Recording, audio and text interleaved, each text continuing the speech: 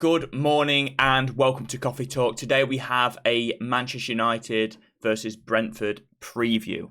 And I was just looking at the table and it is pretty horrific viewing, to be honest. But of course, that's what happens when you only win 3 games in your opening 7 matches with 4 losses.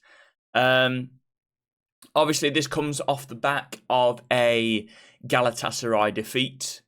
In which we have now lost 3 home games in a row. We've gone from having an unbelievable, very strong record at home to losing back-to-back-to-back matches. Oh no, it's not back-to-back-to-back because we also beat Crystal Palace in the EFL Cup. Who can forget that monumentous victory? But yes, 3 out of 4 defeats at home. We are against Brentford. We are currently 10th in the Premier League. We do have a negative 4 goal difference. We do have 9 points. But the one thing that we have that's a positive, Brentford are also terrible this season. They have 1 win in 7 with 4 draws. And I hope this ain't going to be a draw, man. Well, we'll see. After 80 minutes, I'll probably be wanting a draw. But yes, you can see I'm pretty negative at the moment, so sorry about that, boys. But there's not a lot to be positive about, is there? Let's be honest. But yeah, I'll go through the team that I would like to see face Brentford. A concern is that I do not think we're going to have Reguilon back. It was a minor injury, and yet I think my guy's missed 3 or 4 games now. So that is concerning because that left side is definitely an issue. Amrabat is not a left back. In the Carabao Cup, it looked like Amrabat could be like an amazing, perfect utility player, like a Daley Blind-esque, like a John O'Shea-esque. It doesn't appear like he is able to do that. And completely not his fault. However, it is what it is. So we need to work out a different strategy. How can we approach this game differently? How can we line up differently? We can't put Amrabat at left back again. We can't. He likes to play quite expansive football. He likes a risky ball. Right, he likes to play a ball that's might not come off. It's like long switches, trying to break the lines in through midfield. He likes those passes, but he can play that when he's alongside Casemiro in centre midfield because there's a lot of players behind him. When he's trying to do something like that, when he's for Galatasaray, the goal where they headed it and then they'll just throw on goal, he's the deepest man. There's nobody further back than him. And he plays a suicide ball, and then because he's just playing everyone on side because he's furthest back, and then they go on and score. That was Amrabat's fault.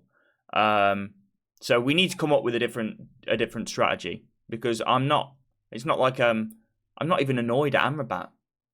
It's not his position. If he plays those balls, like I say, in the middle of the park in midfield, that's fine. Sometimes they're going to come off, sometimes they're not. But if you play those balls in at left back when you're the last man back, they have to come off. Yeah, they have to be right. Otherwise, we're in trouble. But yeah. So Reguilon, injury news, Reguilon probably going to stay out. He has done individual training, but not in team training as of yet, or as of yesterday or the day before. So I don't think he'll be ready. I hope he is. I don't think he's ready. I also don't want him to be rushed back. I also can't believe that we're relying on Reguilon when I didn't even want him. A lot of fans didn't want him. When they heard, we're going to get Reguilon, brilliant. Now it's like, bloody hell, when's Reguilon coming back? I think that shows how much of a mess we're in. But anyway, anywho, so yeah, I don't need to talk about Man United season anymore. The start in the Premier League, Brentford, like I say, one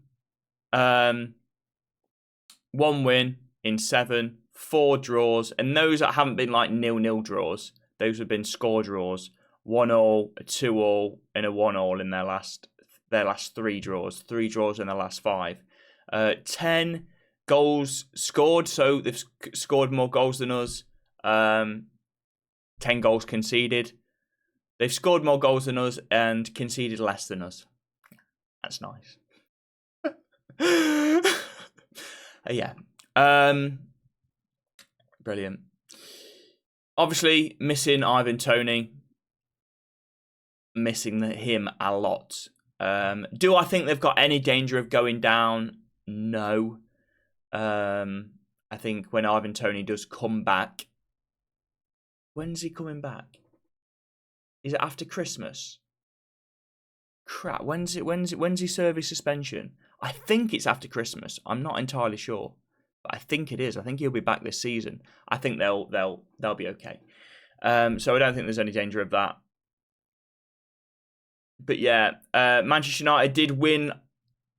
I think they won 1-0 in their last game against them. Yeah. And then, okay, that must be at home. Premier League matches. We won our last 2 games at home against Brentford. I think we lost 4-0 away in the second game of the season last season. So, yeah, they can smash us.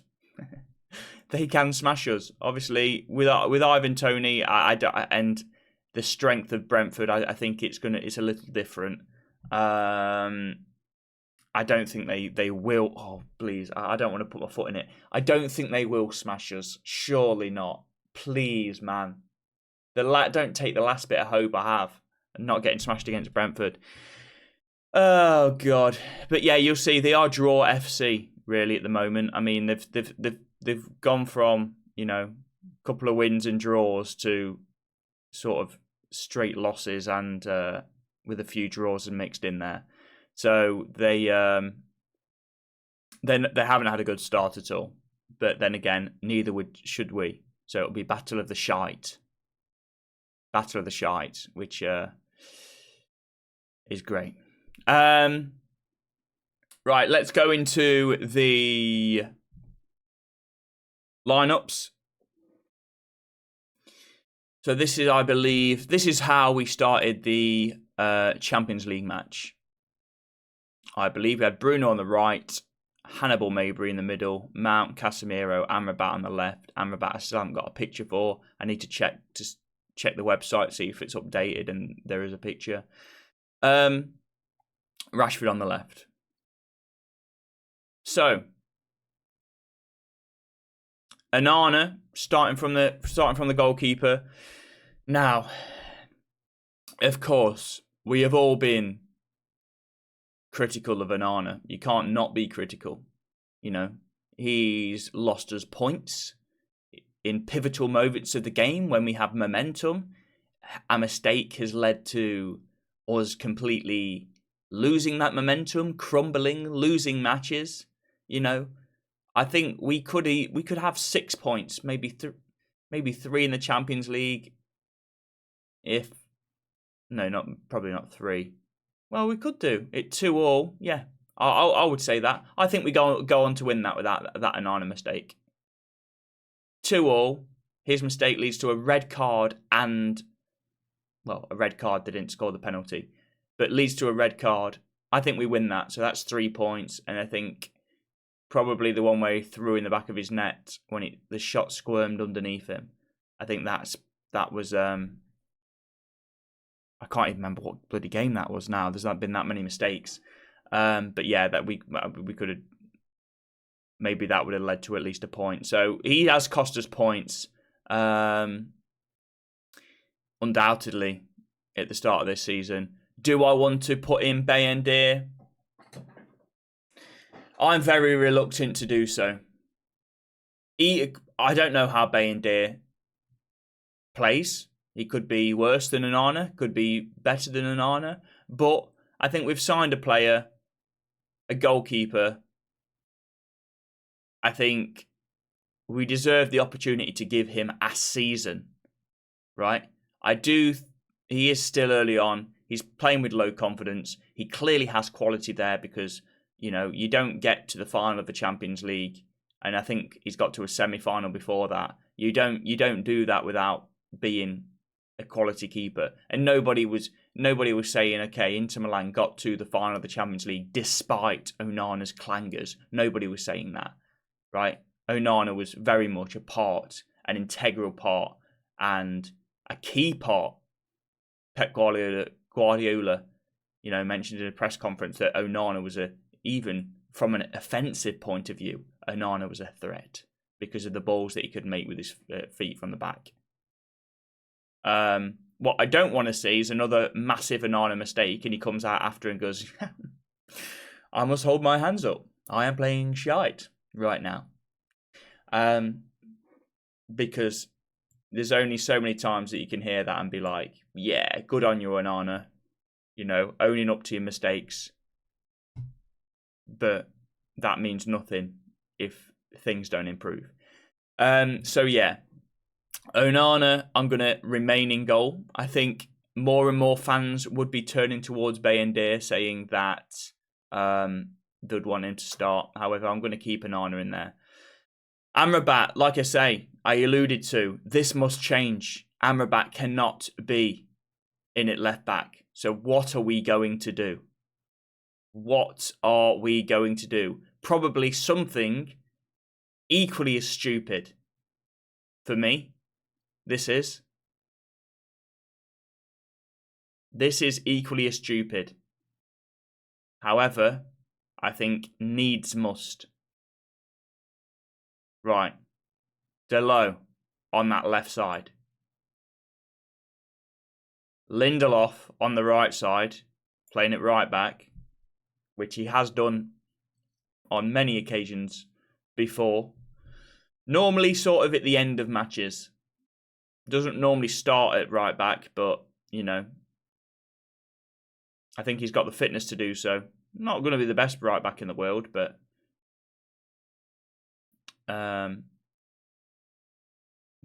it should be relatively steady, especially defensively. He's not going to make a silly ball like Amrabat is going to do. He's going to be a player that doesn't offer us almost anything going forward, but we should be more defensively solid. And then, do we put Slabhead back in, or do we put Johnny Evans in? That is the question. You know what? I think I'm going Johnny Evans. I feel for Slabhead, but Johnny Evans' performances, I know he played well in the Carabao Cup, Harry Maguire, but so did Amrabat at left back. So that shows you, doesn't it? That shows you the quality of that game. That Amrabat looked like bloody, I'm not going to say Alphonso Davies, but Amrabat was able, right, to pick up the ball here. In fact, no, he wasn't on the ball, right? Amrabat was able to get the ball here, or to close down a player here and go all the way across the other pitch here. That was completely fine. That didn't affect. They didn't exploit those spaces that he was making. Like, Amrabat was all over the pitch. We had no structure, and yet that didn't impact us whatsoever. A better team would have exploited that, but that just shows you the quality of that match. So even though Harry Maguire played well, I don't want to see him in, even though Southgate's picked him again. Great. Can't even avoid the misery watching England. Brilliant. Thankfully, for international duty, I'm at a wedding. So, Thursday to Monday, I'm at a wedding. Next week? Yeah. Thursday the 12th, I leave for a wedding. So, I probably won't watch the England game. So yeah, that's my back four and keeper. Am I confident in it? Not really, but I think it's the best we've got. Now, Mount, I was unfairly harsh on, I think, in the last game. I was just drained. He actually played okay. He actually played pretty well. So let's keep him in. Why not? I don't think he's been terrible since he's come back from injury. He's played 3 games since coming back from injury. 2 of them have been, well, Carabao Cup, he looked like bloody... He was making Paul Scholes passes. He looked unbelievable in the Carabao Cup. Didn't look good against... Bloody hell. There's so many losses, I can't remember. We lost to Galatasaray, and then the game before that, Palace. Didn't look good against Palace in the league. And then against Galatasaray was one of our standout players, even though we were shite. So I'd keep him in. Casemiro, I'd keep him because, even though he hasn't looked good either, he's better than McTominay. Hannibal Mabry, I didn't think played that badly against Galatasaray. I do like him in there. He did lose the ball occasionally. But what I normally like in there is that he usually makes the right passes. He usually moves the ball quickly. He's usually not selfish and makes shots from really far out. So would I keep him in there? You know what? I think I will. Because I think I prefer Hannibal Mabry in there and Bruno on the right than what I do. And that goes against what I've previously said about Bruno Fernandes being in the centre of the pitch where he can influence the game the most. But I just think Hannibal there just keeps things ticking, moves the ball quickly. When he plays well, I think we look a lot better team for it. And then Marcus Rashford, again, as I've alluded to, I think against Galatasaray, I do not understand why my guy is never dropped. Like, I think he should be dropped for himself, not necessarily just for the benefit of the team, for himself. I think him coming off the bench last 30 minutes against tired legs, when he's full of energy and he can absolutely work his arse off 100%, and give his all in 25-30 minutes. I think he's likely to get a goal contribution. Whereas if he starts from the start, I think it's more difficult. So I think it will benefit United, and I think it will benefit him to actually be dropped, rotated. Be rotated. Say, oh, you need a rest, Rashford. You don't have to say use the word drops. Keep his ego in check. Say, you're not dropped, mate, you're rested. So yeah, Garnacho goes in there. Obviously, really, really harsh. He's looked good when he's played. So apart from the opening 2 games of the season, but in recent weeks when he's come on, he's looked good. So I don't know what my guy has to do more.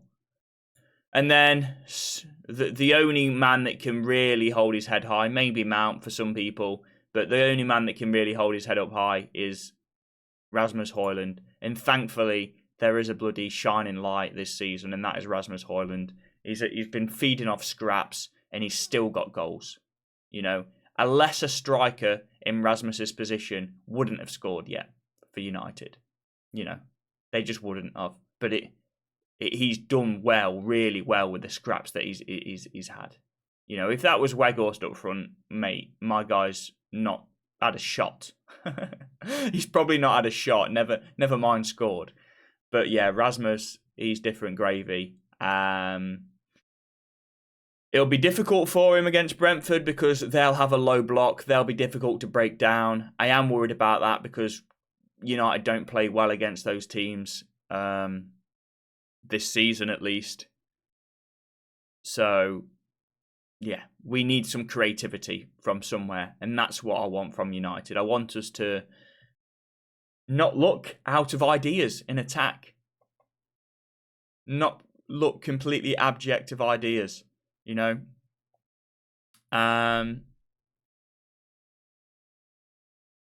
So yeah, we need to break them down somehow.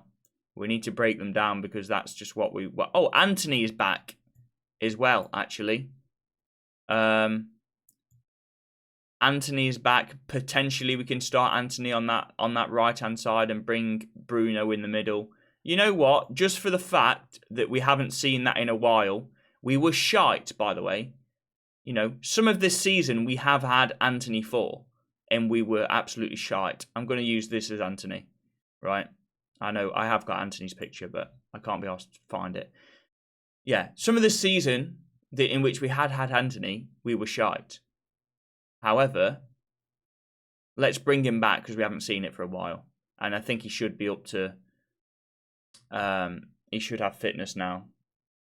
He's been training with the squad for a while, so I think he would be ready for a start. Came on against Galatasaray for, you know, a few minutes. So yeah, let's start Anthony. So that is the team that I want to see. Please, in the comments down below, let me know if you agree with this team. What changes you would make. Let me know a score prediction. I will be live tomorrow at about 2:30 for a live watch along. I appreciate you boys for watching. I hope you have a wonderful day, and I'll see you tomorrow. See you next time. Potentially, you'll get an additional upload today on the YouTube channel for a Ten Hag press conference reaction. Potentially. But we'll see about that. Thank you, boys, for watching. I appreciate you. Do click the bell and subscribe to me and like the video. I would really appreciate that. Still a growing channel. Thank you if you've just joined. If you've just subscribed from you know, the Galatasaray match, the watch along got a decent amount of views. I got a decent amount of comments. So if you have just subscribed for me from that, thank you. Hopefully you like this video. Hopefully you like my watch-alongs and all the content that I release. So yeah, I would appreciate you subscribe and hit that notifications bell. And I'll see you next time. Ciao, ciao.